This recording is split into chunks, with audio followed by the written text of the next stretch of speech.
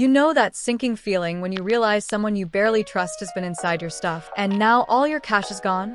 Well, mine wasn't just gone. It was stolen on spring break by the one guy in a frat truck nicknamed Drugs. But the way karma caught up to him? Let's just say his engine never recovered. If you've ever tasted the bittersweet satisfaction of justice, especially when it's served with a side of poetic irony, hit subscribe right now.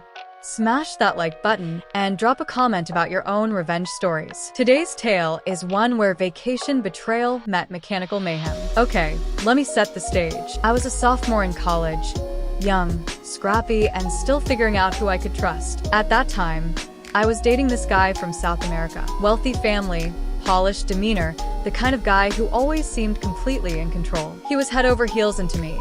And for a broke college kid, that attention felt intoxicating and intimidating all at once. Spring break rolled around, and naturally, he and his brother, along with a bunch of their friends, had already booked one of those packaged Wild Week at South Padre Island trips. Bus down, party for a week. Bus back, rinse, repeat. But here's the problem.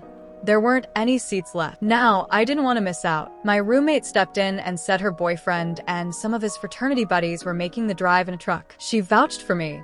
Asked if I could hitch a ride. They agreed. Perfect, right?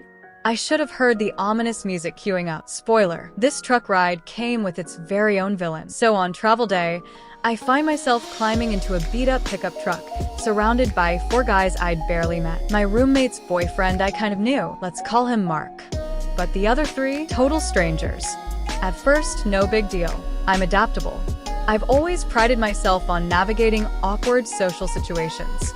I'm up front in the passenger seat, mapping directions, queuing tapes. Yep, late 80s, swapping driving shifts. 3 of the 4 were honestly decent enough. Friendly, respectful, cracking the usual road trip jokes. But then there was the 4th guy, the truck's actual owner. And he was something else. Imagine the kind of smug energy that radiates off someone so proud of themselves that they think rules don't apply. Multiply that by a frat ego, sprinkle on some entitlement, and coat it all in marijuana smoke, so thick it clings to your hair. That was him. His actual nickname in the fraternity? Drugs. Yeah. Not exactly the mark of a future Rhodes Scholar. Here's the kicker. This guy refused to drive his truck. Hours upon hours of highway, but he's just lounging in the back, passing joints, contributing nothing but laziness and clouds of smoke. My first impression of him? Big neon sign flashing. Jerk alert.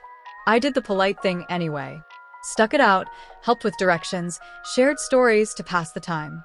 All the while, every personal belonging I had for the trip sat in the bed of that truck. Suitcase wedged between coolers and duffel bags. At the time, I thought nothing of it. Huge mistake. Finally, we pull into South Padre. I'm depleted from the road, but thrilled to see my boyfriend. He's there waiting with this excited smile, like vacation could officially start now. I waved the frat guys off, handed truck jerk a crisp $100 as my share for gas, because, fair's fair. Then I walked away, done with that negative energy. But that night, paradise turned sour.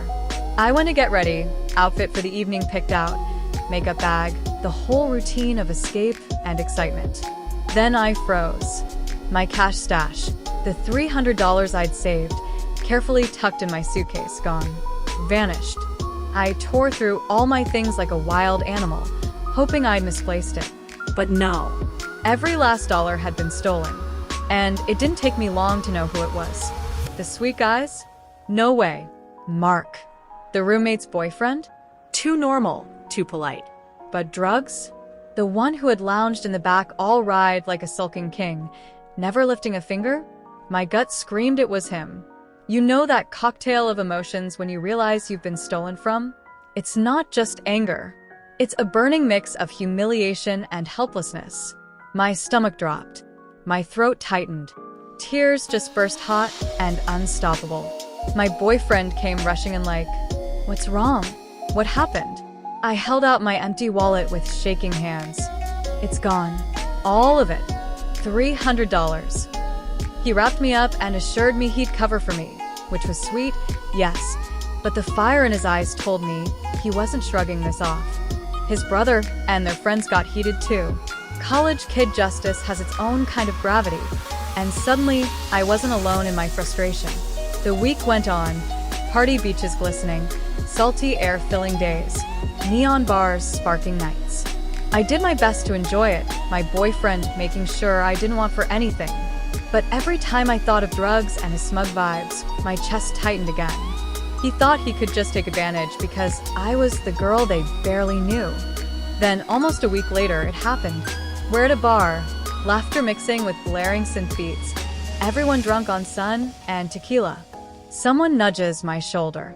Hey, don't look now, but isn't that them? I glance outside and nearly choke. It's the truck. Their truck. His truck. I froze, heart pounding so hard it felt audible. My boyfriend saw my panic and squeezed my hand. Don't worry. We'll leave.